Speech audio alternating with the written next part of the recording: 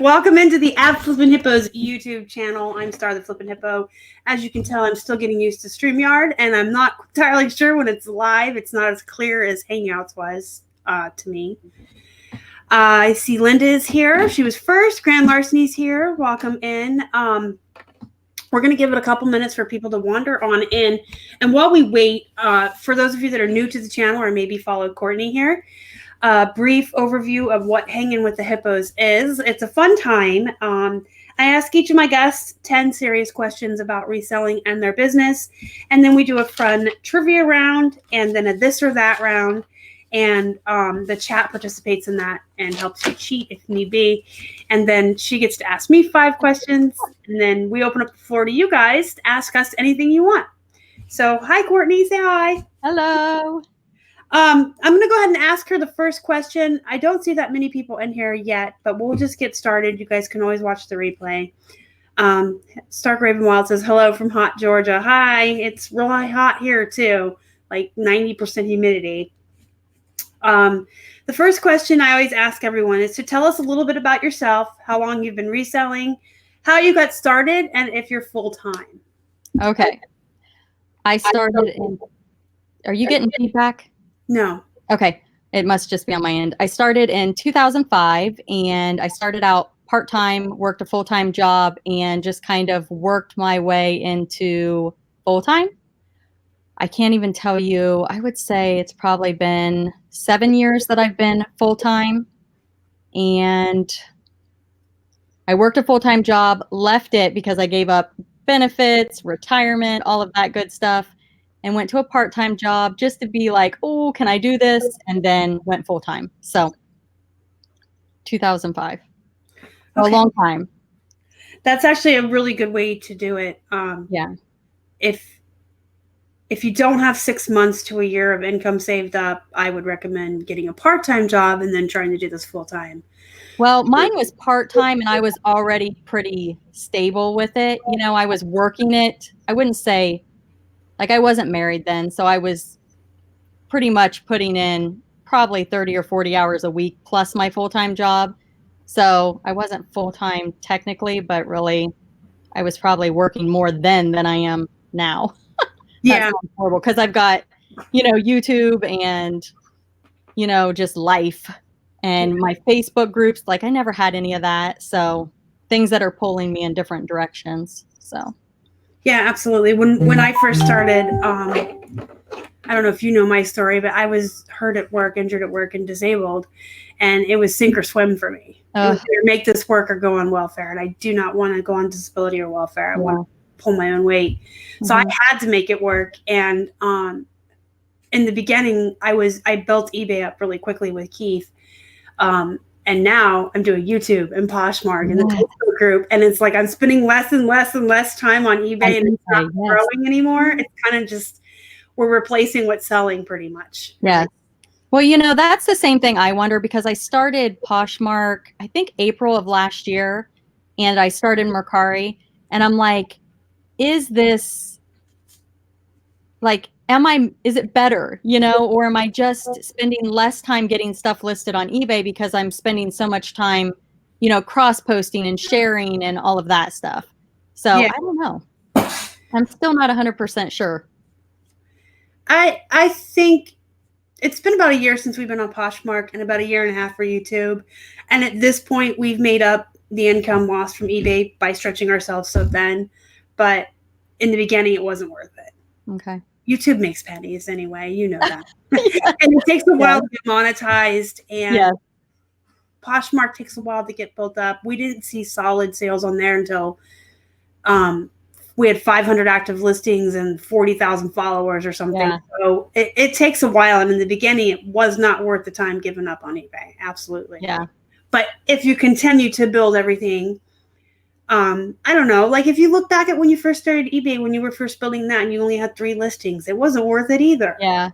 You had to build up to the feedback and the, you know, 2,000 listings. Well, now I have everything cross-posted to Posh and I'm not sharing. So I'm like, oh, did I waste all that time because I'm not selling much on Posh? I was doing really well when I was sharing a lot, but I just don't have time to share. like I was. Maybe this winter, like right now I'm sourcing because it's garage sale season and estate sales. And, you know, that's my big thing is I'm like, I need to get inventory so I am ready for winter. I have tons of clothes inventory, but I'm bored with that.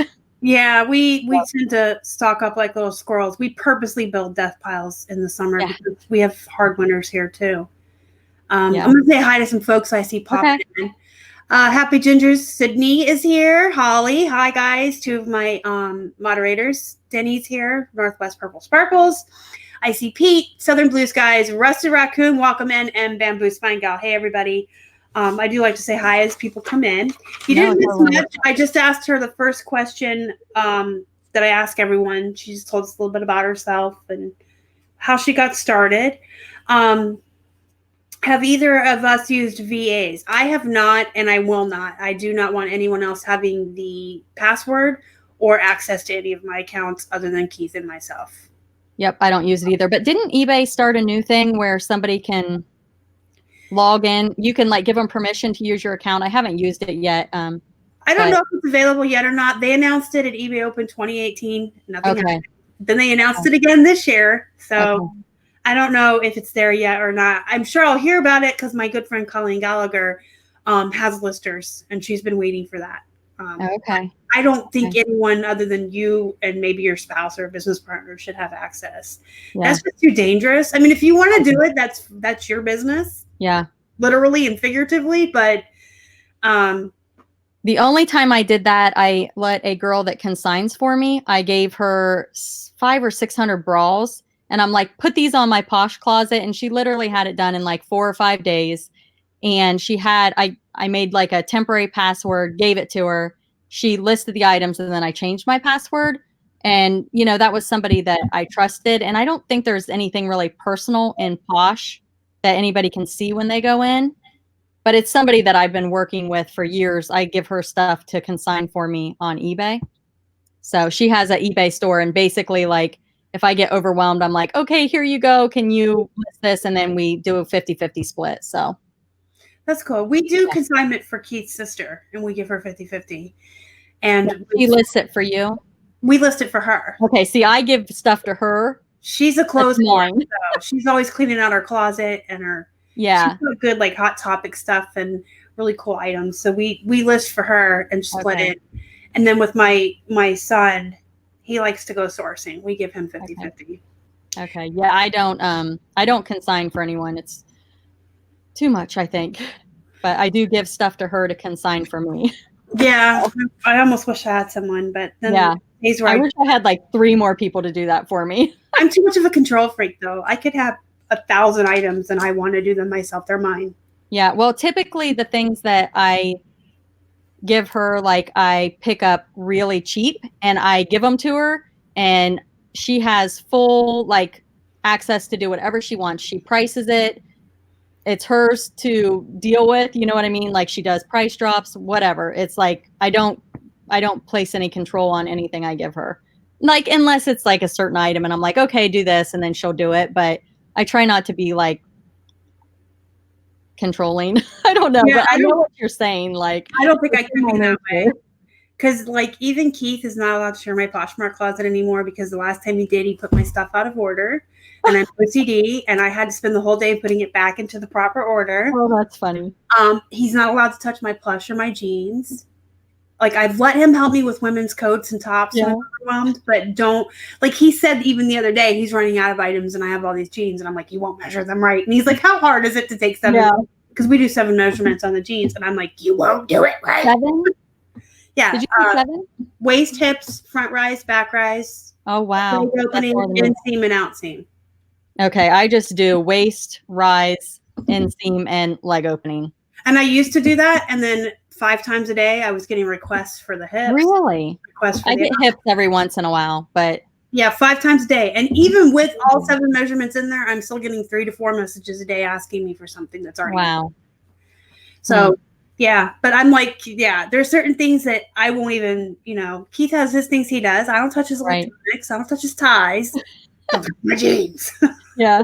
Jeans. But I mean, I've gotten to the point where I can whip through 20 pairs of jeans, doing all 7 measurements on 20 pairs in 30 to 40 minutes. listing them also, or just measuring? Just measuring. Okay, gotcha. Then my son takes the photos. We pay him 50 cents a photo. Nice. And then it takes me about another half hour, 40 minutes to list all 10. Okay. So, yeah. But in the beginning, like, no. Like, yeah, I could do 20 pairs in an hour now. Not photos, but not in the beginning. But, everyone gets faster. Yeah. Yep. All right. We're going to move on to number 2. And then we'll just ask everyone in the comment section. If you do have questions, just hold on to them till the end, or else we're going to keep getting off on tangents like this. Sorry. Profit Boss says, Star is awesome. Thank you. I appreciate that. Welcome in. Hello, everybody that's coming in. I'm kind of missing some people, but thank you for coming. And we're just going to go through my questions with her, and you guys can do yours at the end.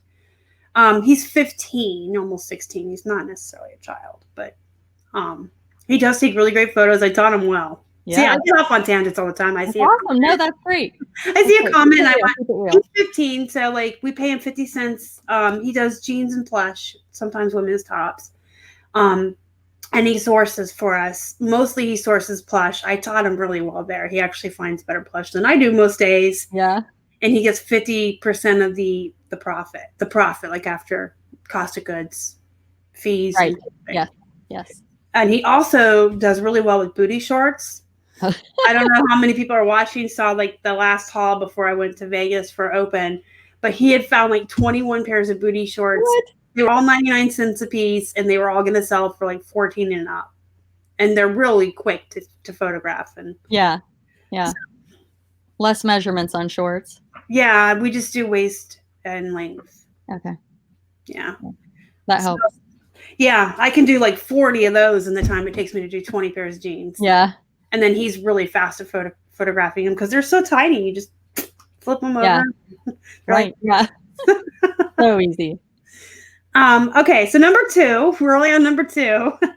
What platforms do you sell on? Which is your favorite and your least favorite, and why? And you've kind of already answered that. eBay, Poshmark, Mercari. I have gotten on Amazon twice and started the process and backed out. I don't shop on Amazon, so it's just completely confusing to me. I tried Etsy with about 10 items and never sold anything, and that was like 2 or 3 years ago. I've thought about, now that I've switched from clothing to other items, going back to Etsy, especially with this new List Perfectly thing. Mm-hmm. Something I might try. I don't know, not 100%, but my favorite is eBay, 100%. So, but Mercari, I had 4 sales last night. Like in 3 hours, I was like, yes. So that was pretty exciting. I gave up on Mercari a long time ago. Oh, it's been better than Poshmark for me. It's never. We've even done like the offers, the listing. Just nothing ever worked for us over there. So yeah, I'm really liking Mercari. I don't like it at all, but I would rather spend that time on Poshmark, which works. Yeah. Well, yesterday when eBay was completely like, I had nothing, I had, I think 4 or 5 sales on Mercari. So it kind of like saved my day. So I'm like, I love Mercari right now. And I love 10% fees. That's fantastic. Yeah. So I do well with plush on Mercari. I have all my, I took all my listings, deactivated them. Uh-huh. We had all of our vintage plush over there, our vintage games. We had electronics. We had novelty ties, all the things people recommend. We were doing the offers. Oh. We were listing every day. And we were selling like the amount that you saw on Bonanza, literally. Do you have feedback? Yes. A lot? Enough. That I was thinking it took me between 10 and 20 feedback before it really livened up. We have more than that. We have, I think we have 100. I don't know where Keith went. I don't know. We deactivated them so long ago because it just felt to me like I was spinning my wheels for nothing, and that was like a half an hour to an hour a day I could spend sharing Posh and selling. Yeah. And for everybody, you guys kind of have to figure that out for yourselves. Yeah. Where's your time best spent? Yeah. If you're spinning your wheels on YouTube and you're never getting monetized, you probably don't want to do a video every day. You probably want to do it a week and focus that time on something that's making you money. Well, it's funny. I was doing a video a day for the first, I think it was 3 or 4 months. And then I got enough to get monetized. In like 4 months, I was monetized. And then I'm like, okay, I can't do a video a day anymore. I just can't do it. I need to source and I need to list and I need to like slow down. So I was the opposite.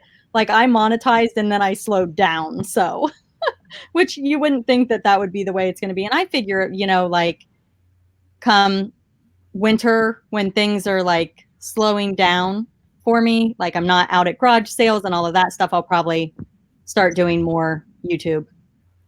So Yeah. I'm doing probably between 2 and 4 videos a week. So still decent. That makes sense. Yeah. I only go sourcing on the weekends with Keith because I can't lift more than 5 pounds on my own. Okay. So if I ever find anything good, I can't get it anyway. So I have he still works outside of the house. So we go on the weekends together and he's the pack mule. Gotcha. Yeah. I go Thursdays sometimes and then Friday it's like an all day adventure for me. See, like morning to my night. back would not let me do that. What's that? I would love to, but my back won't let me do that. Yeah. Like we have 2 Goodwills and it's like, okay, I gotta go lay on the heating pad if I'm to function. But you know, that's just one of those things again. You got to find what works for you. Everybody's business is different. Everybody's platforms are going to be different. You got to source what's near you, what's available to you. Yeah. Not everyone. I always tell my viewers, don't compare yourself to anybody but yourself. Yeah. Be better than you were yesterday. Be better than you were last year. Sell more than you did last weekend. But don't compare yourself to anybody else because everybody has a different amount of active listings. Everybody's selling different things. Everybody has different things available to them. Everybody's working under different abilities or disabilities. You have to do what you can do. Yep. I've completely went from all clothing to I'm trying to get out of clothing and move into, I call them BOLOs, you know, but just I'm sourcing differently and changing up my entire store. So I'm in that transition stage of, you know, out with the clothes and with the other types of items. So yeah, I'm not saying I'm never going to do clothes. I am, you know, but right now I'm just kind of burnt out on clothes. So yeah, I'm doing a lot of shoes. I just brought home over 60 pairs of shoes over the weekend. Wow. Yeah, so I'll be doing some shoes, but nice. Indiana Flippers has issues photographing because back starts to hurt. Trying to find a better process. Get a rolly chair. Get 2 rolly chairs and a table. I do all my photos sitting down. I put everything I'm photographing on the second wheelie chair, so I can just, that's what the hippos are on over here. I can just roll chairs to and from me to grab my inventory, and I sit, and I have a table that's high enough that I can take my photos at while I'm sitting down. That's how I do it. All right, number 3. What item or category do you sell the most of? Well, it was clothing, but I'm venturing out. So I would say still probably clothing at this point because that's still the majority of my store. And when you guys see me looking this way, I'm looking at the chat on my husband's computer. So like I'm not like ignoring. I'm just like trying to read it. Yeah, I kind of figured that because if you watch Vicky and Katie, is looking that way. Yeah, I'm wondering if I can maybe put it in a different spot. Is that better if I look at it like that? I think so, yeah. Okay. All right, I'll try that. All right, number 4. What is your favorite item to sell and your least favorite? Well, my least favorite now is clothing, just because of the measurements and the margins. I feel like what I'm doing now, the margins are much higher.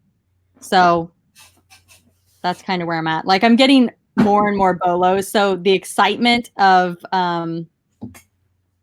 finding items that I can get for 50 cents and sell for $100 is like, yes, it's like just bringing back the excitement of eBay, you know, where clothes, it's like, I paid $3 and I sold it for 20, you know, or 30 or even sometimes 50. But I don't know. It's just, I kind of lost the excitement with clothing. So. I hear you. I'm not too fond of shoes, but they're a better return. And I'm so like, I'm okay with jeans, I guess, but I'm just so burned out on everything else. Yeah. I don't mind jeans. I might even gasp, be burned out on plush. Yeah. And I'm the queen of plush and I love plush. I know. And you got me like looking at plush. Because of you, I started looking at plush. And the picture that you have on the thumbnail, the big orangutan, I got that at a garage sale for $30. and I sold it for $300 plus shipping. So, but the thing is I left him at the garage sale and I went back for him the next day. Like I almost passed him up because he was like, he's so big, I don't want to ship him. And I'm glad I went back for it. So, but yeah, I just sold a Peter Pan for like $40 on Mercari. And I did do free shipping, but I was just like, $40 for a plush. I mean, I searched comps on eBay, so that's how I priced it. But I was surprised that somebody didn't offer me something. You know, they just paid the full amount. Yeah. So it was crazy. Yeah, I don't know. I think sometimes you just get, if you do the same thing over and over and over again, you're going to get bored. You just have to shake it up a little. So I'll be working on like shoes for a couple of weeks. And then when I'm bored of those, I'll do some more plush. Well, shoes are easy though. And plush is pretty easy also. I think plush is the easiest. Yeah. But shoes, I mean, you really don't have to measure. But they're hard if they're, sorry. I really thought you're talking about like, cleaning them. Well, I don't buy shoes unless they are like ready to be listed. I couldn't even touch used shoes until like early this year. No, I'm the same way. Just touching them grosses me out. I hand sanitize after the store. I wear gloves. I drown them in Lysol. They really they gross me out too. I like money more than I hate germs. And I eat like we just sold a pair of Doc Martens for like $69 for shit. Yeah. Well, I'm always thinking like, okay, they went into a public restroom in these shoes, like what's on the floor, and I'm like, yuck. Oh, I never I just think about people's feet and toes. Yeah, that's gross too. Well, some people have like fancy feet that get pedicures all the time, but there's some feet. Yeah. You brush your mouth, your teeth 10 times a day and you still have a dirty tongue. Yeah, that's true. Okay, number 5, your favorite place to source. Garage sales, hands down. Number 6, what is your favorite task or job of reselling, and then your least favorite? Well, sourcing, of course, is my favorite. I love to shop. That's what started me on selling eBay. I like to shop. It feeds my shopping obsession, I guess. So I have an excuse. If I can go and shop and then make money, then it's okay. It's good, Mm-hmm. So, yeah. What was it? Was there a second part to that? Yeah, your least favorite part. Ooh. I don't know. I mean, I think it just depends on my mood for the day. I don't like sharing on Posh, but I don't know if that's really, I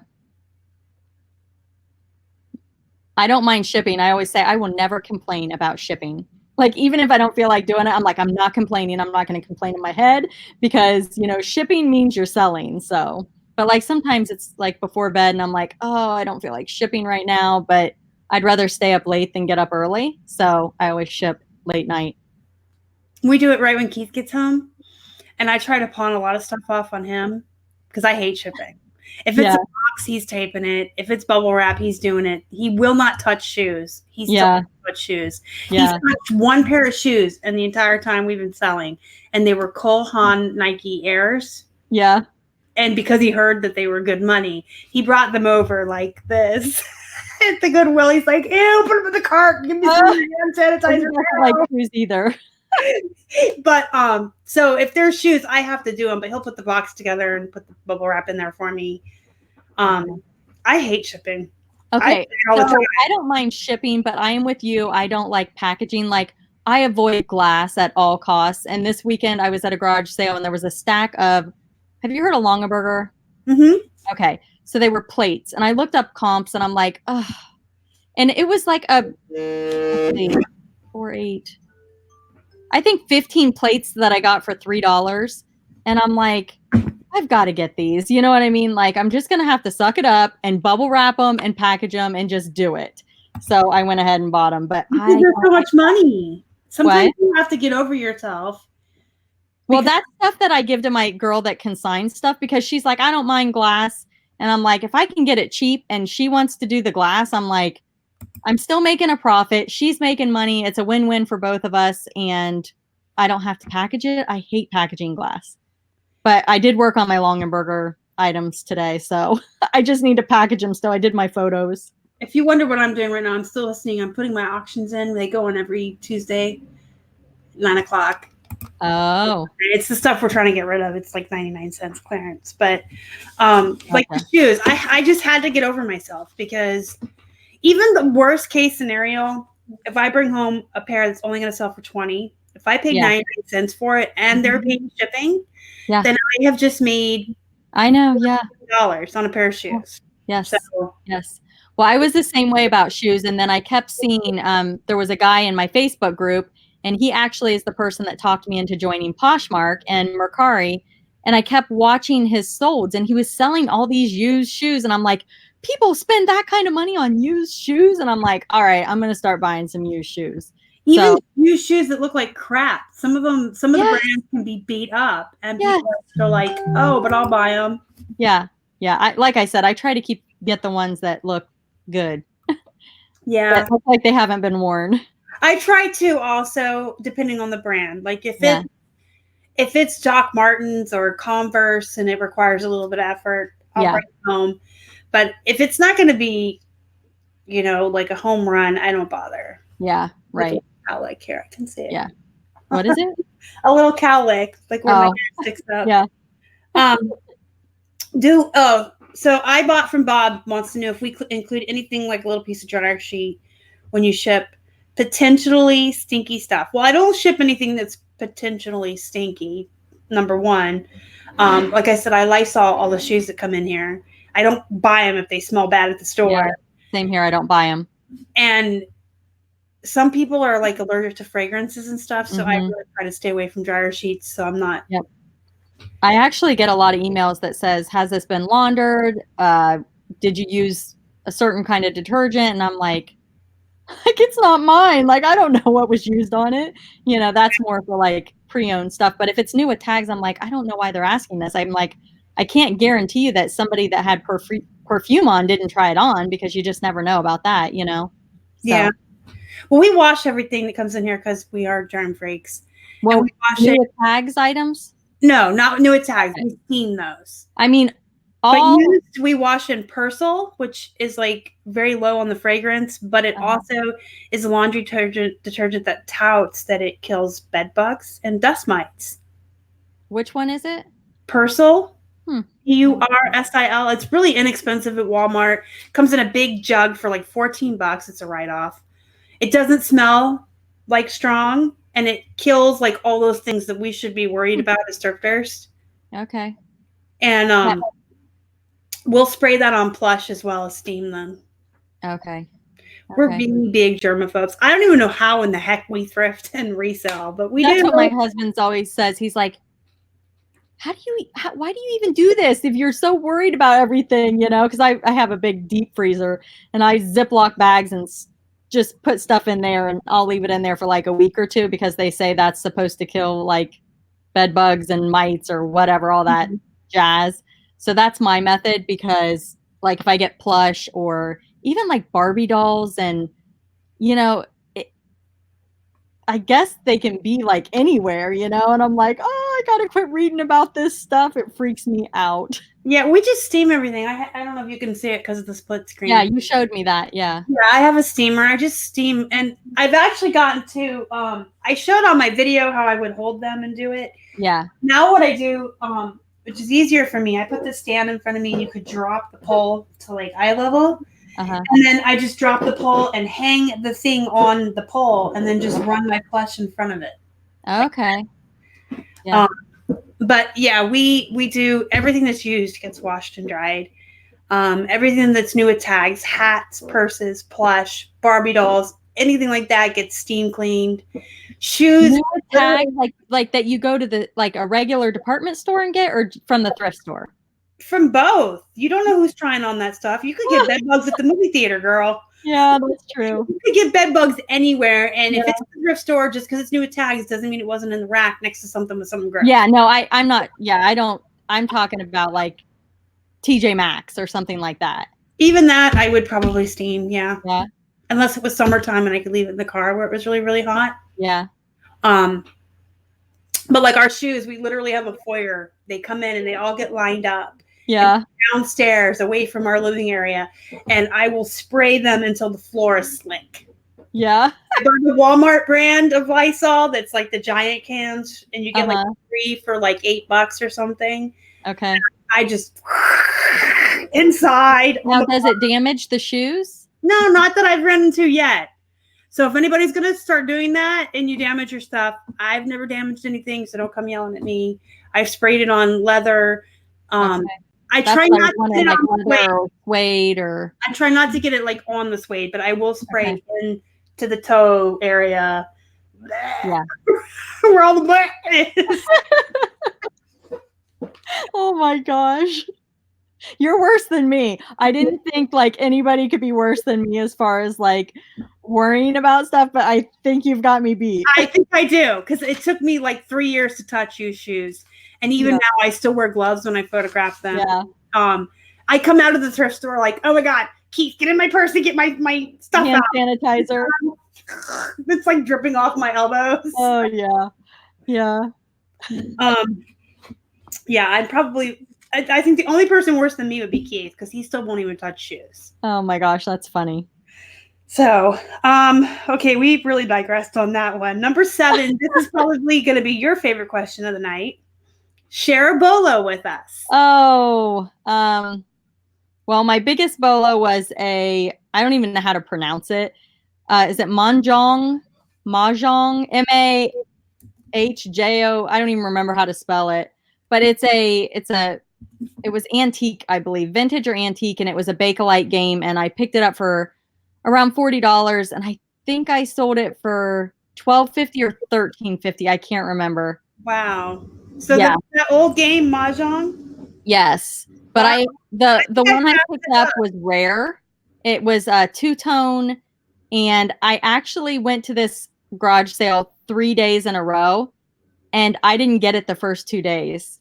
And I picked it up on the third day. So I mean, I didn't even know how to look it up on eBay because I didn't know what it was called. And I'm like, $40, because I am super, super cheap because I'm still learning. And I was like, oh, and I bought it, and I was like, so glad that I did. So it worked out. But yeah, that's my best BOLO. I think I've actually passed on those before, so I'm going to start looking at them. I'm sure it probably depends on what year it came out. Well, even if it doesn't have all the pieces, people make jewelry out of them. So definitely, yeah. And some are Bakelite, some are not. But yeah, I had a rare set. It was special. So yeah.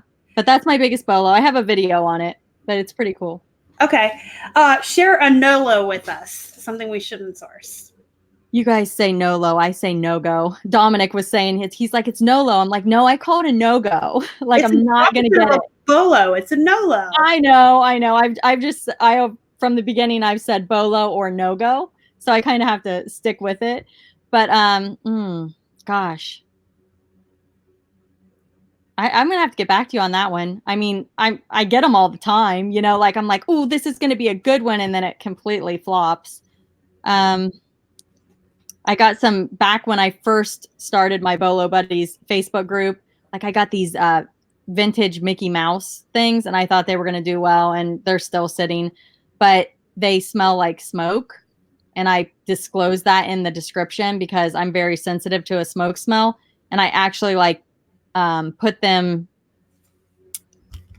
I put them in a polymailer, and they've been sitting in the polymailer ever since because I don't want to smell it. And I don't want my other stuff to smell. I probably should have just got rid of them, but I didn't. I thought maybe somebody would want them to clean up. I don't know if there's ways to clean that stuff up, but I didn't want to put the energy into it. Yeah, I heard spraying stuff with like a mixture of vodka and water. I've also heard that putting things in the freezer, so maybe I need to try that. I mean, I still have them, and they're kind of cool, but they're not in like great condition. But it was back when I was completely learning. So I mean, I've learned a lot. I mean, my very first ever YouTube video was about the Beanie Babies that we brought. No, that's one of my questions. Oh, okay. Wait then. Hold So you guys can absolutely see truthfully now. I tell you guys every week this is not scripted. No. we don't know each other's questions. Now we're on number 13 of Hanging with the Hippos. So most of the guests know the first 10 questions because I asked these the same. Yeah. But the trivia questions and the this or that's and the questions they bring for me, I get on with my guests before we come live, and I always tell them, don't tell me. I like to be on. Well, you will see when it comes to the trivia, I'm not going to know anything because I am horrible at trivia. I'm like, oh. Okay, so number 9 is my favorite question to ask people. It goes along with the old adage your parents used to tell you, do as I say, not as I do. And as resellers and social media influencers, we all do something we shouldn't do, or we're not doing something that we should do. What's yours? Well, I would say that one thing that I should do is wrap, like, I used to do it all the time on eBay. I would take my packages and I would wrap them in the tissue paper for eBay. And then I quit doing it. I was like, I just feel like it's waste, that doesn't need to be. And then Poshmark, I started Posh and it's like, I got 4 stars because I didn't include like a thank you note and tissue wrap and a big bow. And I'm like, so I got little thank you stickers and tissue paper, and I only do that for Posh, and I sometimes do it for Mercari, but I don't do it for eBay. And I'm not sure. I just think there's different expectations for eBay, and I don't know if it's if that really qualifies for what you're asking. And I really don't know if I should be doing that for my eBay customers. Nobody ever complains. I mean, most people say it got here super fast, it was packaged great, but I don't do the thank you stickers or the tissue wrap on eBay because I just feel like it's an waste, like I'm not huge. I mean, I recycle, but I'm not like crazy person about it, but I also feel like if it's not needed, why do it? I do it, but I purchased the tissue paper with our coupon from our store. It's not even about like, I get my, I guess I don't care about the dollar store. So I don't know. Okay. I do. I put a thank you card in tissue paper, but yeah, I did notice, I can tell you this, we did not do the tissue paper for a long time. And when I started doing Poshmark, I became more conscientious. I did notice an increased amount of feedback. Like more people were giving us feedback on eBay than had ever before. We didn't get any of the, thank you for the tissue paper, great packaging. Yeah. But with the thank you cards going in, probably more so than the tissue paper. And I used to do a business card on eBay like a while ago, and I didn't feel like it led to increased sales, or I don't know. I don't know. Like I got a magnet one time from someone, and I'm like, man, how much did they spend on this magnet? You know what I mean? Like, yeah. Well, we do our business cards through Vistaprint, and we use their coupon codes. So we pay like 2 cents a card. And I have to say, I think that might have been where I can't remember, but I would get like, I still have a bunch. I should just throw them in there, but you should, because we really did your YouTube channel on there. No, I do not want my buyers to know that I'm a reseller. Okay. I have business cards I hand out at eBay Open to other resellers that has my YouTube, Instagram, Facebook group, all of that. Right. But for eBay, it's just thank you. Please leave us feedback. And for Poshmark, it's really just thank you. And here's our Posh Closet. Gotcha. So I have three different cards, but we only pay like 2 cents a piece with the sale. Yeah. Yeah. But I did, and I'm going to assume it's the card more than the tissue paper, but I started both at the same time. Okay. And we definitely saw an increase in our feedback. I don't even pay attention to my feedback, honestly. Like, I don't even look at what people write. Every once in a while, I'll go in and look at it just because, like, I'm curious, but I don't keep track of it or anything. As long as it's 100%, like, I'm like, okay, everybody's happy. You know, now if I get a negative, then I'm like, oh my gosh, and I panic and I'm like, you know. I look like once a week in the car when he's driving to yard sales. I'm like, what have people been saying? Yeah. I look here and there just because I want to see, but it's not like I'm worried about it because I know that I'm shipping what I'm saying I'm going to ship. And, you know if it's bad. Every once in a while I'll get an email and I'll be like, oh no, what's wrong? And they're like, thank you so much. Everything was so great. And I'm like, oh, I love those emails. you know? Yeah. I like that better than feedback because it's like they're personally thanking me, and here I think it's going to be something bad and it's wonderful. So Yeah, the only thing I think about feedback is the more you get, the different stars you get. yeah, and that kind of shows, I guess, more credibility with you. I have so much feedback because I've been doing it so long that anybody that like looks at my feedback, it looks like a ton anyway. You know, does that make sense? Yeah. Okay, so the last serious question. The best piece of advice you can give to other resellers, whether they're brand new to this or veterans. Oh, just keep listing. Like I have had a rough week and I'm just like, oh, just keep listing it. Like there's going to be highs, there's going to be lows. Just keep listing. Like even when you don't want to, try and get one or two up. And that, I mean, that's my best advice, I think, that I can. Yeah, that's good advice. Yeah. Good advice. I've been giving that out a lot lately because it seems like sales are down, but yes. And I called eBay. I'm like, hey, what's going on? You know, like I sold one thing yesterday and I have over 3,000 things in my store. And that is not typical for me. Like one thing in a day, I'm like, what? Something is wrong. Like, did you turn my store off? And they said eBay as a whole is down right now. And it's probably back to school because everybody's like gearing up for school and everybody has kids that they're trying to, you know, get back to school. So they're busy doing other things. So hopefully, I don't know when school actually, like everybody's back in. Is every state different or is it August for everyone? I mean, it's different even across our state. Okay. Some but kids, I would say like late August probably. So September sales should start picking up. Yeah, it's like the second week of August through like Labor Day is when kids start across the country. So it's just different everywhere. But I mean, that's all nice that they told you that and everything. But I'm hearing from a lot of people about a lot of glitches. There's buyers that are unable to pay for their orders. We've gotten good messages about that. Holly's had 2 or 3. I had somebody say it wasn't letting them make an offer. Yeah, people aren't seeing the offer button. People aren't seeing the pay now button or whatever.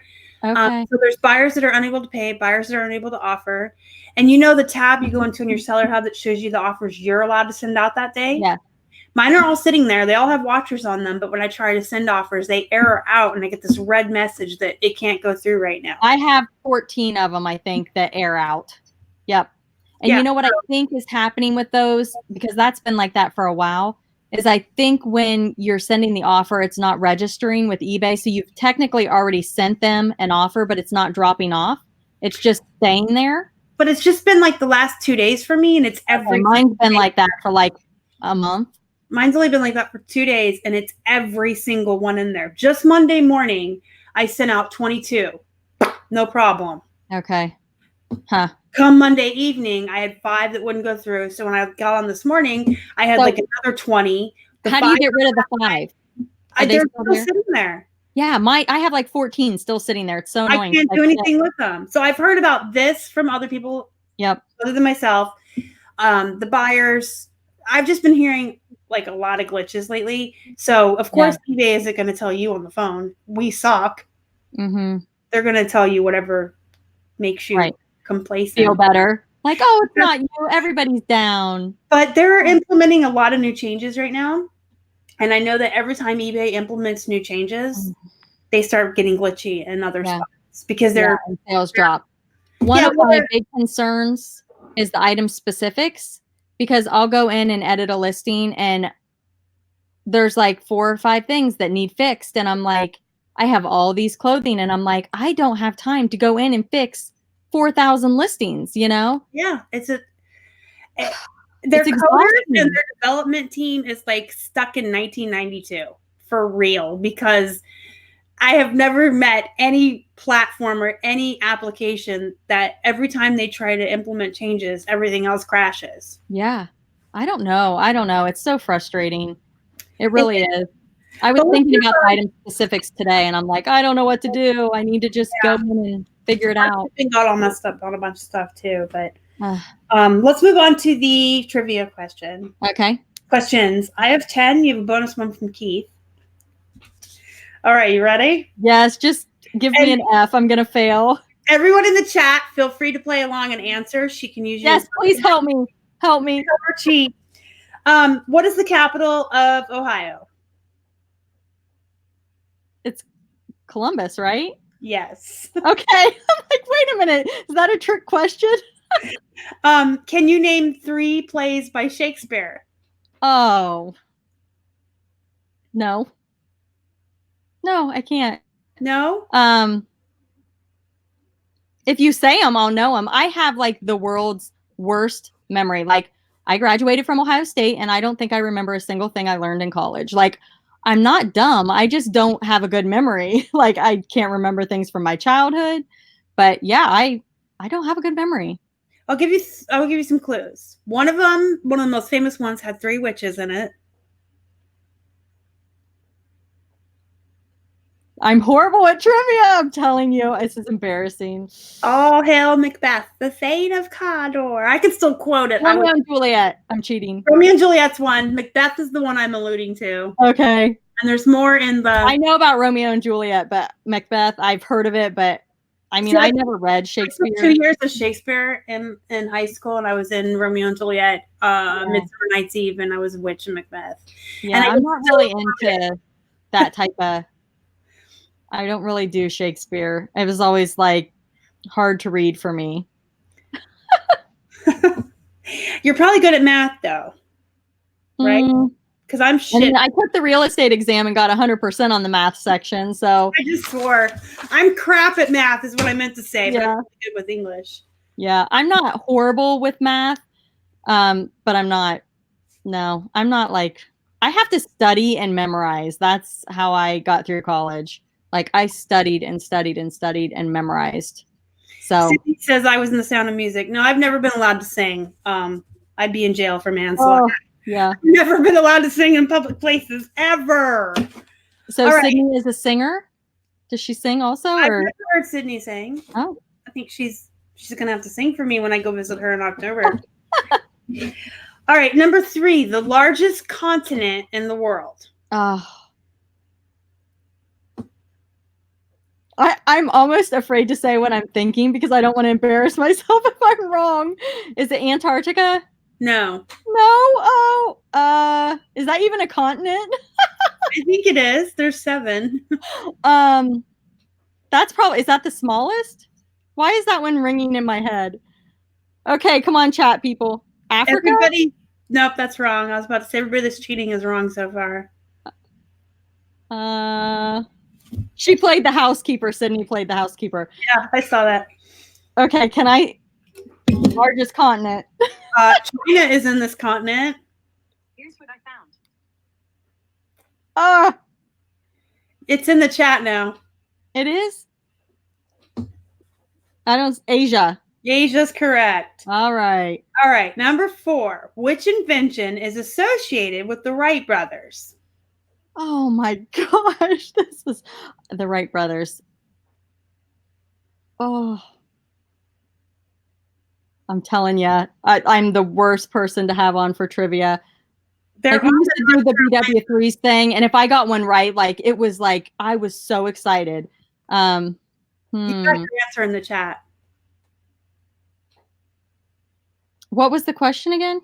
Which invention is associated? Oh, the airplane. Yes. And as a bonus, can you tell me what state they were born in? No.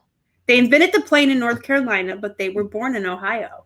Ah, nice. I should have just known that. Yes. All right. Number 5. Do you know how Ohio was named? No. I'm just going to read you what I researched. I'm glad I got the capital right because that would have been really bad. The state takes its name from the Ohio River, which was named originally by the Seneca word, and I'm saying that wrong, the Seneca Native Americans. I'm sorry I butchered your name.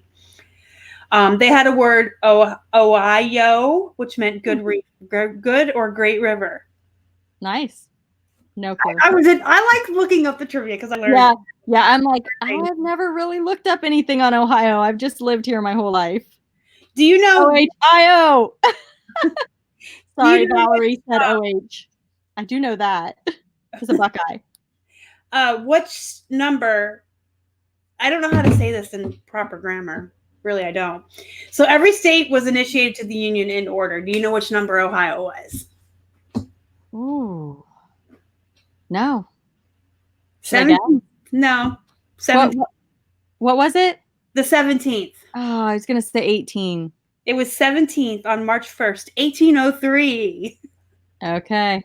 We got 32 and 14 as a guess. Okay. Do you know Ohio's state food? Food? Yes, it's Ooh. a fruit. It's a fruit? Fruit.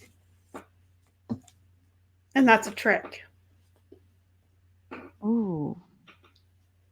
No.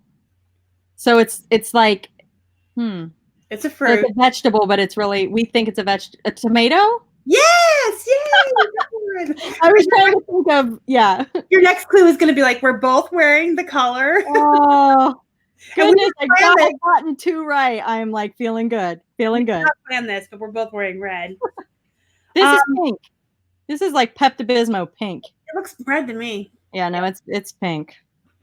All right. So who founded eBay? No clue.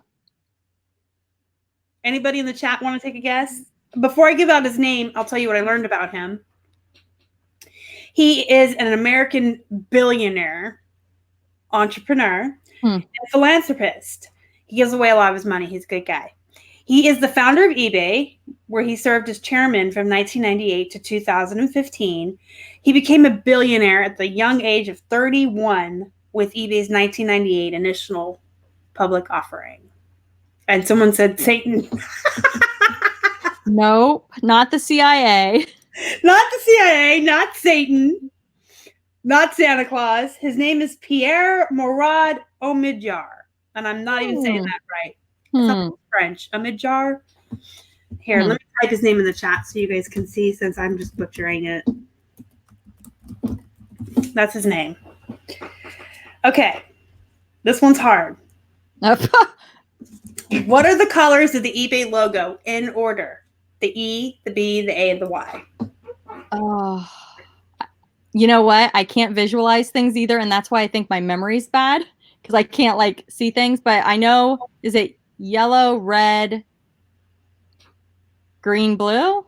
Close enough. That's Google, I think. I think you just what? gave me Googles. I think you just gave me Googles. eBay's goes red, blue, yellow, green. I at least got the colors right. They change the packaging all the time, you know, like sometimes now they're using black. Like, why are they doing that? I don't know why they're doing that. Like, keep the colors. I like the colors. Yeah, they're just like a lot too much like Google, I think, though.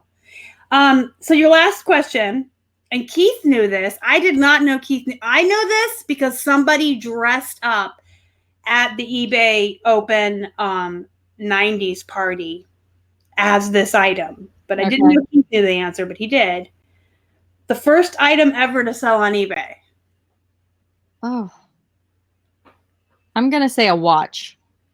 No. It was Snow White. What the fuck? You guys are confusing me now. Plush. Broken laser pointer. Yes, Jeanette got it right. What? It was a broken laser pointer, and it was sold by the founder, Pierre. And it sold for $14.83 on an auction. Wow. eBay used to be so big on auctions, and it's just not like it used to be. It's not. Not at all. Your bonus question from Keith, and like I told you before we came live, only one person's ever gotten Keith's questions right, and that was Dominic. So okay. The Silver Surfer, I can't even read it. The Silver Surfer is a herald of whom? I don't even know what the Silver Surfer is. He's in a comic book with the Fantastic Four. I'm not a comic. I don't know. He is a herald of Galactus. Nope, not a comic book girl. I wish I was, because there's a lot of bolos out there that are comics, and yes. And I am like, I see comic books and I'm like, I saw a whole box the other weekend at a garage sale, and I was like, I wish I knew. So. Sydney says, oh my God, Keith, you're impossible. And I see a big what? Yeah. Even I knew that, and I'm not a big Fantastic Four fan. Yeah. But yeah, I'm not. I'm a nerd. All right. I got a He-Man's, what's the cat's name? Like at a garage sale. And I'm like, who's this cat? Is it a cat even or yeah, he's a tiger thing. Yeah.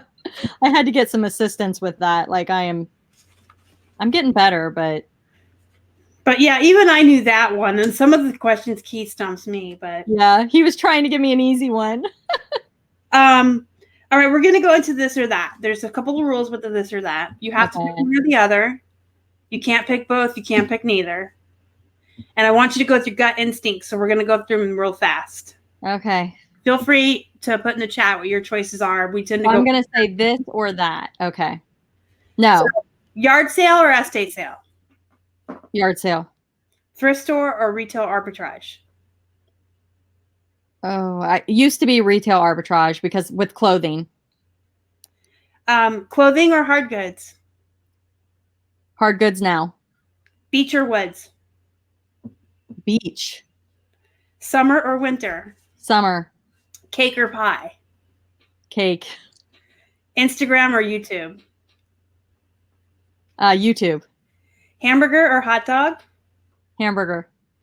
Book or the movie? Movie. Thrifting or researching bolos? Oh, I always like sourcing the most, but researching the bolos gives me the, what to look for. So it's the homework. I knew that one would be really hard for you. Yeah. I'm like, ooh. Keith's is Lord of the Rings or Star Wars? Neither. Oh. You have to pick one. Probably Star Wars. All right. That works. Yeah. All right. We're going to go ahead and have her ask me the questions she brought for me now. And while she's doing that, we'll open up the floor for you guys. Ask us anything at all about reselling. He-Man. Okay, so are you ready for my question? Yeah. Okay. So whenever I am going to feature someone, if they have a YouTube channel, I go in and I look at their most popular video because I'm always just kind of curious, like, what are people watching? And sometimes I do that anyway because as a YouTuber, you want something that's going to draw people in, Mm-hmm. And yours was the Beanie Baby one. And I was like, what? Was that like when you first started, or what's the story on that? I'm sure that was shocking to you. Well, it was my very first video I ever made. Are you kidding me? So it's a year and a half old. I know, but still 13,000 views. I looked it up before we went on. It has Beanie Baby in the title. It has Beanie Baby as a hashtag. Or a tag, I guess YouTube tags. That's why. It's a year and a half old and it has one of the most searched things. When I was first coming up with my very first video, I talked with Casey about it. Yeah. And I said, I have this idea of where I want to go with my persona with my YouTube channel. I want to be the one reseller that's 1000% honest and transparent and just, making mistakes left and right that everyone else can learn from. Yeah. And he said, well, then show them your Beanie Babies because that was the dumbest thing you ever did. And I said, I know, but he's like, no, because Beanie Babies is the #1 search for item on YouTube. And it was the one big mistake that we ever made in the beginning.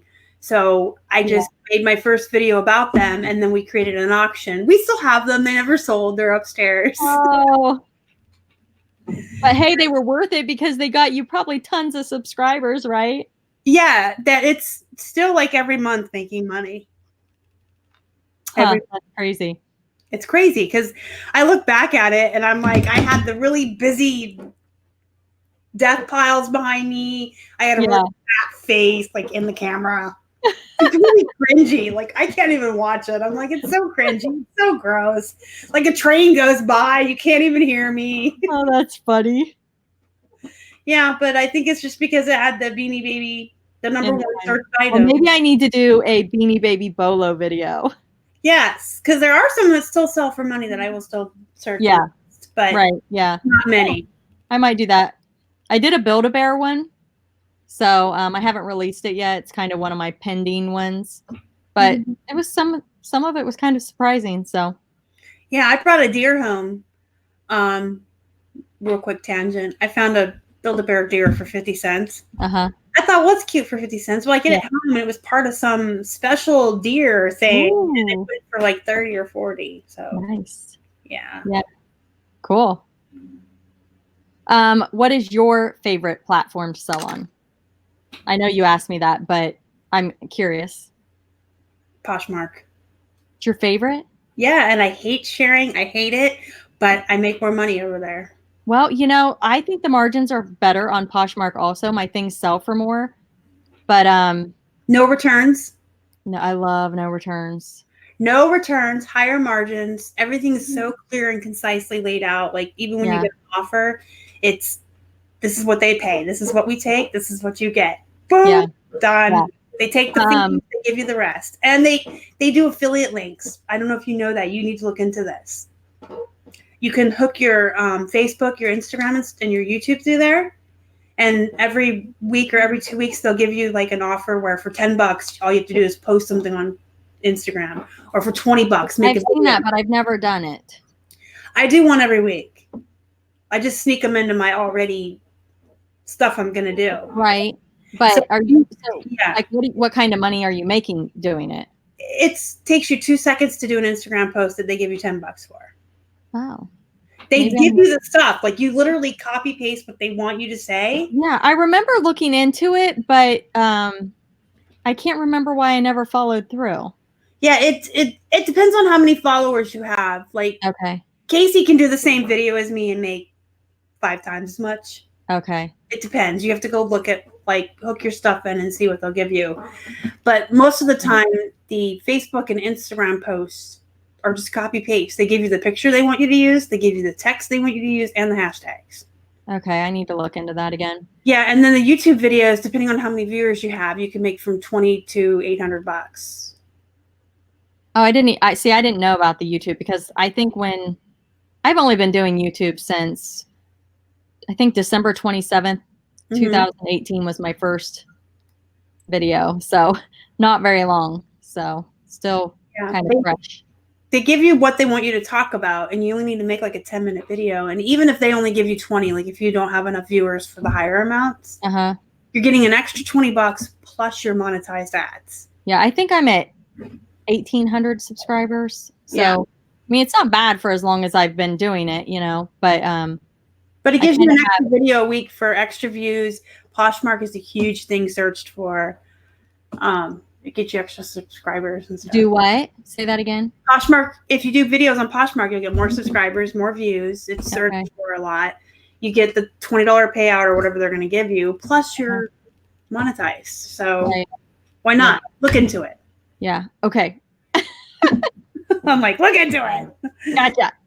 Poshmark is my favorite for all of those reasons. Really? eBay doesn't give me any kind of, well, I guess I have my affiliate links with them, but you make like a pittance. Not much. No, and you really push them out there. I see you do it all the time. Yes, but it's still not much. And for the amount of time that I spend searching for the BOLOs to post in my Facebook group, like it doesn't pay for my time. Like that's why when people are like, say something about an affiliate link, I'm like, really? Like it's not like I'm becoming a millionaire off these affiliate links. Like it just helps cover like a little bit of my time. Like I would be making more money if I was sitting on eBay listing. You know what I mean? Yeah. But yeah, so the affiliate links are just like if I'm researching and posting a link, I'm gonna use that and just hope that maybe I get a little, What's your favorite part of reselling? You're gonna laugh because I'm different from everybody. Mine is listing. I don't mind listing if I'm in the mood.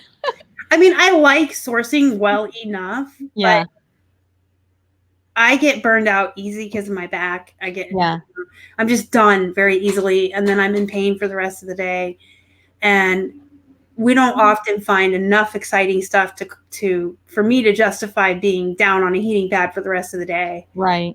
I mean, I like shopping and I like sourcing, but for me, it's painful because of my disability. So is that mostly why you do clothing? Is because, have you thought about branching out to, because we do. We don't show or talk about everything.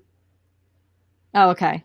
So we do other stuff too, but what I teach is what I teach. Gotcha. clothing. Okay. But we started in clothing because it was easier for me with my back and because it was 99 cents. Yeah, that makes sense. Yeah. But I like listing because I have a setup with a nice computer chair and I'm comfortable and my back isn't hurting and I'm sitting and I can type and do my stuff. Right. And, now, do you have, people always ask this, you know, like, do you have one eBay store or do you have multiple? Like, I have one eBay store and that's where all my stuff goes. But I know people like have 2 and 3 and 4 stores. I would recommend it if you're a social media influencer. Having another store? Oh, yeah. For 2 reasons. One, you're not going to want to show everything that you do. And for 2, if there ever is a hater or a troll that comes after your store, you want to have a backup. So I do recommend having a secret store. I really do. You probably aren't like going to have to worry about it for a while, but people have attacked Casey's store before. And he's not the only one. People will come after your store if you get a hater or a troll. And then also, you don't want to show everything that you do. There are some things that you should be holding back that you sell or source that you're not showing people because it would ruin it for you. You know what I mean? Yeah, I don't hold anything back. I don't show everything, but I show it all. If I sell it and make money, yeah. I don't know. I recommend that. I think it's a good idea, especially if you're a social media influencer. But the thing is it's not like you can transfer your items from one store to another, can you? Oh, you could, but list perfectly. But you can just build up a second one from scratch. Yeah. Just start putting stuff over there. Oh. Do I offer one-on-one listing training? Not as of yet, but a couple of months I will be offering some one-on-one training, and I'm trying to think of what I'm trying to say. Store reviews and closet reviews, and I'll be doing like FaceTime training. But I have a lemon seed in my mouth. I'm so sorry. See, I'm not perfect. I'm an amateur. I really literally look, they're at the bottom. I should like de-seed my lemons before I put them in my water. Just spit them out. I'm trying to see if we missed any other questions. Yeah, I agree with Indiana flippers. It would take time to like start over and start your feedback again. Yeah, but let's say let's hope it never happens to you or I. But let's say the day comes that someone hates us enough that they start buying stuff from us and trashing our store. Aren't you going to be happy? You have that. So they buy something from you and just leave you negative feedback? They can do that. They can do 20 INADs. They can say they never received it. I mean, there's a lot of things people can. Well, I think that eBay can monitor that. I've seen people get ruined. So really, I'm not going to like hold anybody's hand and tell you how to ruin somebody, but it can be done. That's why a lot of people, including myself, won't show their Amazon store because it's really easy on Amazon to ruin somebody. Oh. That makes sense. You can Amazon, you can literally buy something from someone and then just give them negative feedback and you can get them suspended. Well, I would think on eBay that the way that they watch things, and if you've been like a stellar seller for so long and then all of a sudden things start happening. I mean, if you could prove it was the same person, but are they really going to spend that much time on you researching if it's the same IP doing it to you? Are they really going to give a shit? Yeah. To be honest? Yeah. Probably not. They got a million other sellers. Yeah. I've had really, really good luck with my eBay representatives that I get. I mean, they're fantastic. Well, I have concierge and I've even been disappointed. Yeah, that's what mine is. So, and I always say that the store level I have is worth that having that phone number because those people are trained and fantastic. They're right. They're what? They're right. They're right. I must get good ones. I had a really bad experience, and so we don't sell phones on eBay anymore because of this. And this was with Okay. Concierge. Okay. We sold a phone for parts or repair, broken. Right. The guy opened an item not as described on us because it didn't work. Okay. We called Concierge. They said, "Oh, it's because you didn't put it in the right category. You should have put it in used or parts or repair category. Okay. If you do that moving forward, you're protected." Okay. Great. Move forward a month. We sell another phone. Parts or repair in the parts or repair category. Guy opens an item not as described because it didn't work. We call Concierge. 6 reps later, they still would not remove the item not as described, and they forced us to take it back, even though I argued up and down that Greg a month ago told me if I put it in the right category, they wouldn't force me to take it back or give me the ding. And there 6 of them told me we can't take those off anymore. There's nothing we can do for you. Yeah. So sorry, but I'm kind of bitter on Concierge as well. Yeah, and I'm not saying it's like perfect, you know. I'm just saying that there's been some things that I've had that they've really helped me out with, you know. Yeah, I'm reading the chat. Sorry. I think they're limited also on, I think their hands are tied a lot, but I don't know. And sometimes you have to call and then call back again, you know, and get somebody different who actually. Yeah, I had a manager like argue with me about something, not argue, but we had different opinions on something. And I'm like, look, I have been doing this. Like, I know that I'm like 99. I wouldn't say I'm 100% right because I would never say that, but I'm like, I'm 99.9% sure I'm right. And she called me back later and apologized. She's like, I'm sorry, I was wrong. That's nice. I knew I was right. I can't remember. I went through 6 people, and I'm going to be honest with everyone here. By the 6th person on Thanksgiving Eve, I told him to F off. Ooh, yeah. I said, "You're the 6th person I've talked to. It's the night before holiday. I'm really tired of dealing with this. I feel like I was lied to. Have a happy Thanksgiving." And I hung up. I'm like, I'm done. Because I do lose my temper if it gets that far. Like, it can be very frustrating. If like one person tells you to do something a specific way, and then 6 other people tell you that person lied to you. Well, and especially since it was probably in the notes. Huh? It was probably in the notes from Greg. But he didn't have permission to tell me that. Oh. Either way, if it was in the notes, they should have. Like, but I lost my temper. I was like, yeah. I'm like, but I was like kind of a smart aleck about it. I'm like, have a wonderful Thanksgiving. And yeah. Yeah, it's hard sometimes to, because it's like, you know, you're right, you know what I mean, and then they're just saying, for sure. And the thing is if 20 people did that to you, it could ruin your store. So, totally.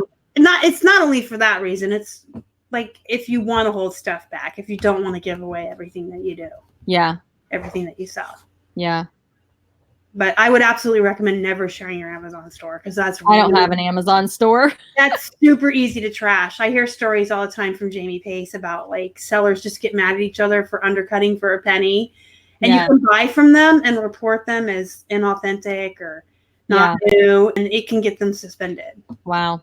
Well, I think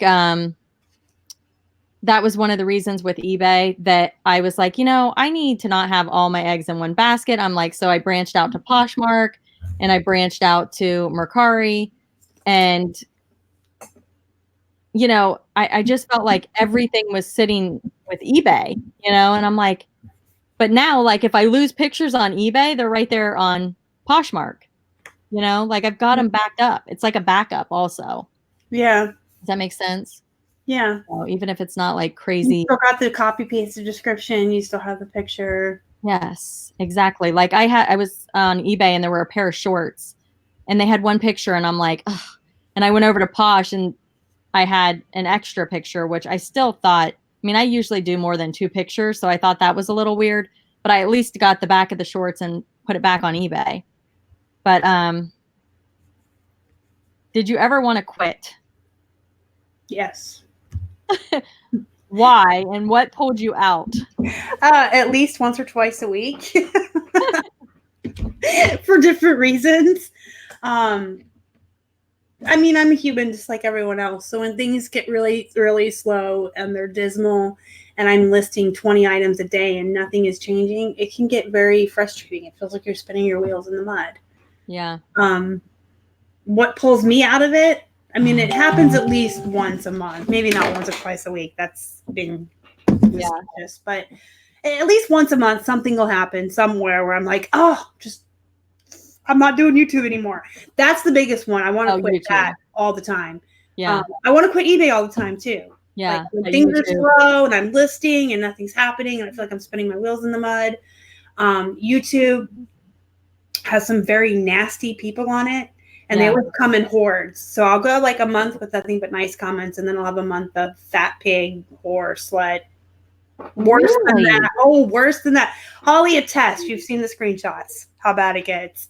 So I want to quit that. But what always pulls me out of it is remembering working for someone else. Yeah. You know, like, well, number one, no one is going to let me work an hour and take an hour break, work an hour, take an hour break. No one's going to put up with that. Whether I'm disabled or not, they don't care. Yeah. I would be fired within a day of getting a new job because I can't stand up for longer than 5 minutes without being in pain. I have to constantly sit. So there's that. But I sleep in till when I want. I make my own hours. I don't have to work when I don't want to. I can work when I want to, like late at night. Yeah. I can watch TV all day long while I work and YouTube. Yeah. So I just remember like all the benefits and the freedom of working for myself. And then I'm like, well, it still beats going back to work for someone else. No matter how bad this gets, it's still better than working for someone else. But at least once or twice a week, I want to quit YouTube because people can be very nasty. And eBay, I'd say probably once a month minus fourth quarter. Fourth quarter is always really good. And that's when we're all high and we're like, we love it. We're going to do this forever. Yeah. Mine used to be tax time. That was my best time. Not fourth quarter, tax time, when people were getting their income check, refund checks. But I don't think I've ever wanted to quit eBay. Like that has never, like there's times when I'm frustrated with eBay, but I don't think I've ever wanted to quit. Now YouTube, I'm like, is it worth it? You know, and then I keep thinking your research is where this is paying off, you know, because I'm spending a lot of time researching, but I'm also learning so much, and that is increasing my profit margins on the items that I'm finding because I'm learning. Mm-hmm. So, but I'm like, man, it's a lot of time. It's not a lot, you know, the money right now for me is, it's kind of not even worth mentioning, you know what I mean? Like it's kind of a joke, but I'm still pretty new.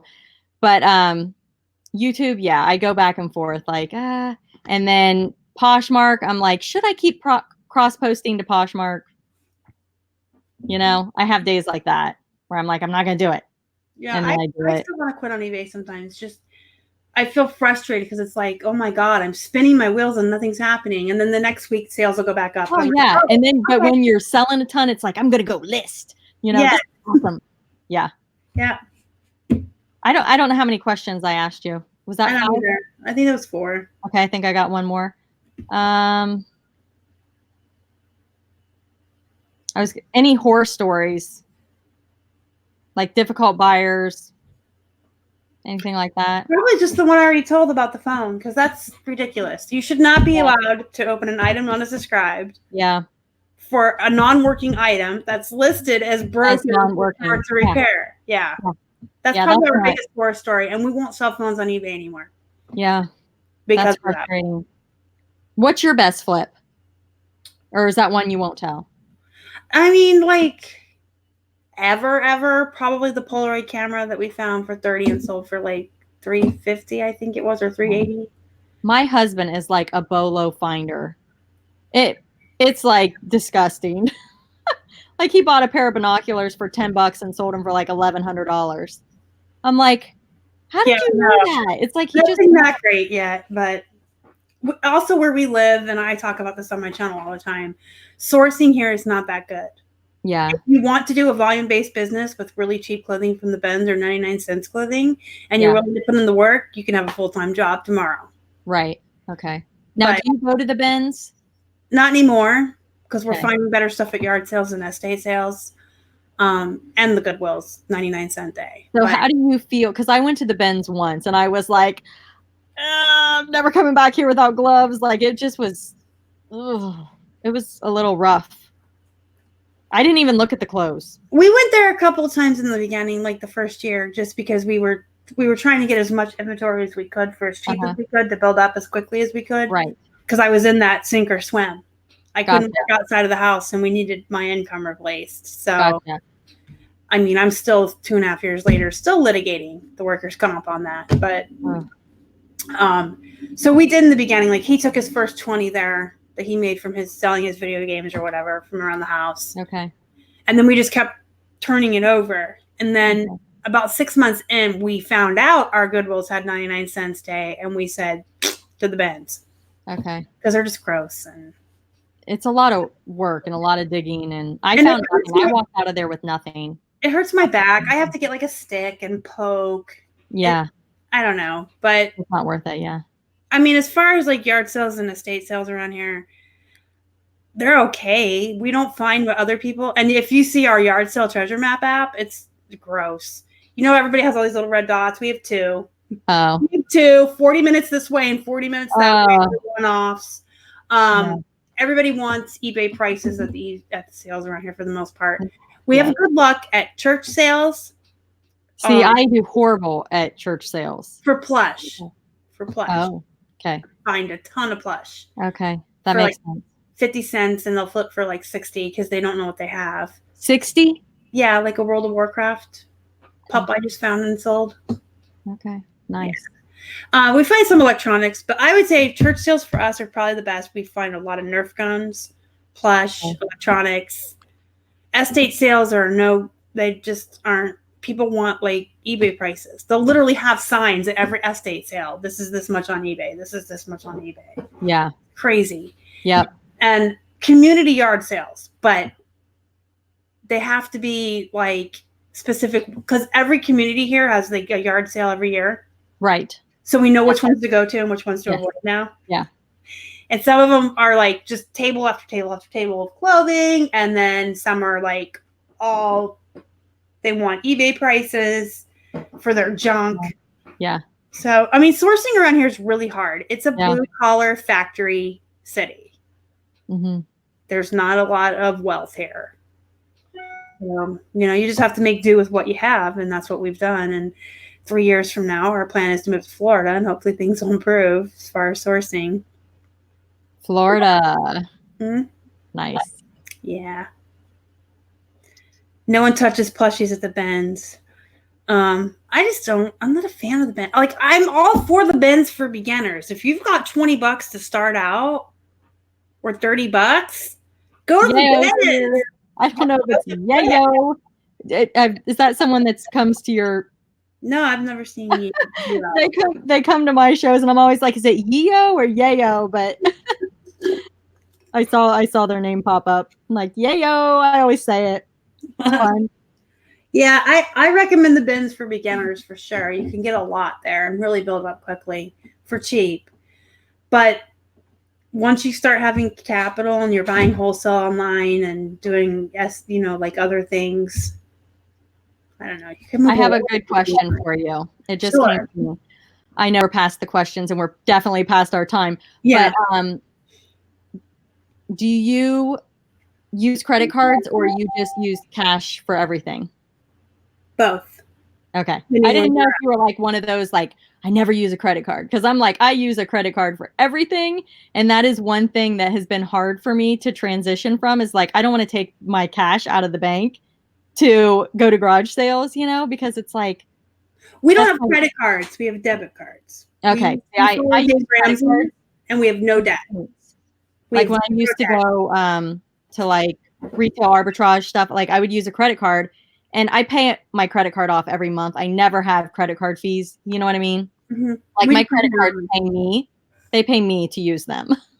We just don't have them because we follow Dave Ramsey. So we have absolutely no debt, no credit cards, nothing like that. What about your house? We rent. Okay. All right. We're not going to be here long. So yeah. There's no sense. Gotcha. Yeah.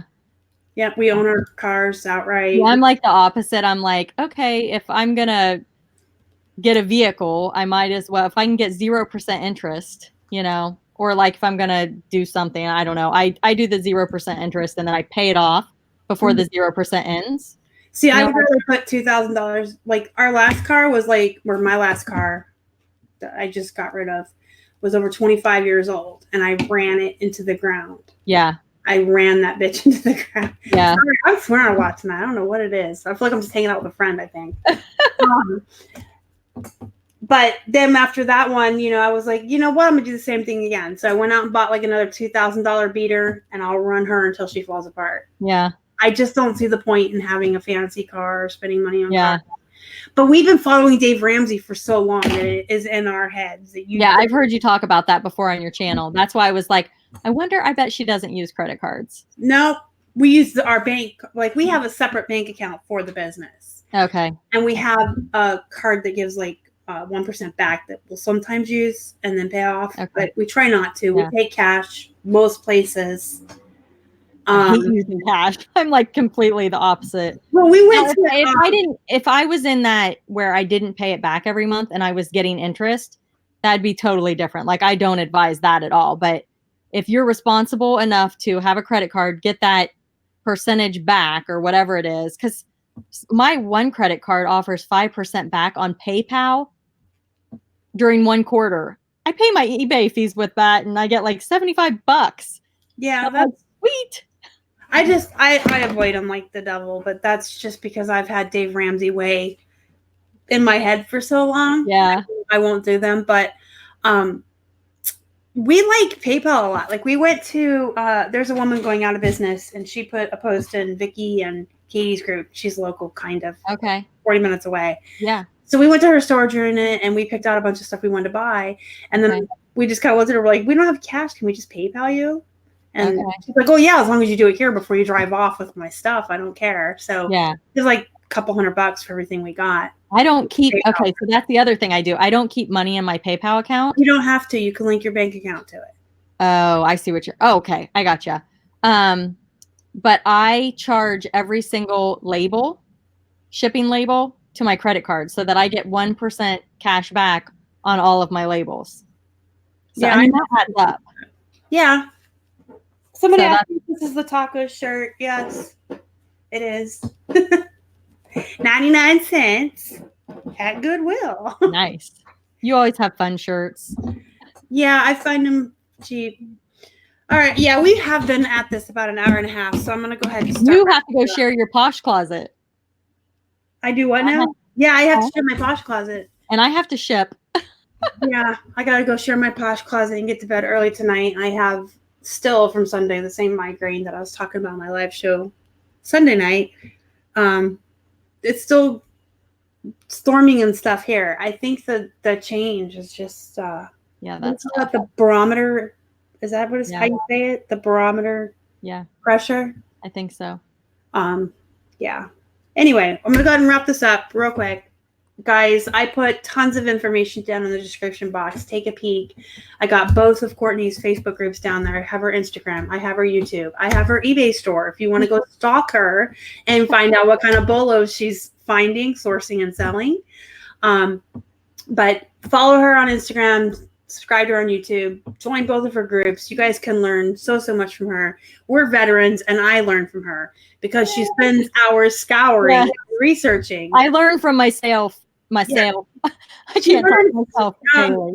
She does a lot of research, and I'm not an expert. I'm learning for sure. I mean, a lot of us get into a mode of I go to Goodwill's on Sunday and I spend 99 cents on clothes, and that's your tunnel vision. Whatever yours is, you might just go to estate sales and look for vintage comic books. But everybody kind of gets tunnel vision. She doesn't. I had tunnel vision. I had it, and I switched. So barometric pressure. Thank you so much for telling me how to pronounce that. I think I've been saying it wrong all week. 2 keys. The barometric pressure. What did you say? I don't remember what I said. I thought you said that. Did I say barometric pressure? Maybe I did say it correctly. I've been saying it for a while. I think you did. I hope I was saying it right. Anyway, join her groups, follow her on Instagram, stalk her store, follow her YouTube. She does a lot of research that we can all learn from. We learn from her. I'd have to say the 2 biggest people we learn from, other than Casey and Sydney, are her and then Katie and Vicky, because they do so much vintage. So thanks. Appreciate that. Oh, you're welcome. I try. No, I'm kidding. I'm good. hit the thumbs up, guys. It'll help our channel. If you haven't already, subscribe to us. Please do so and help us feed hungry hippos. You can find us on Instagram, Facebook, and Twitter. We're at Flippin' Hippos across all social media. I have to get up to turn this off, so I'm going to leave Courtney with you guys while I walk over there. I'll be off screen. You can give them one last tidbit of wisdom, and then when you say bye or goodbye, I'll know that you want me to end the broadcast. Okay. Indiana Flippers, thanks for subbing. I just saw your email come across. And anybody else, just come check it out. I feature different sellers on my channel. So if you have BOLOs and you want your store featured, it's a great way to get exposure. So if you go into my YouTube and check out featured sellers videos, you can see how it works. And I featured Star. So check out her video if you haven't watched it already. And I always say, thanks for watching. Have a good night. I'm still on. I know. I'm still here. Hey.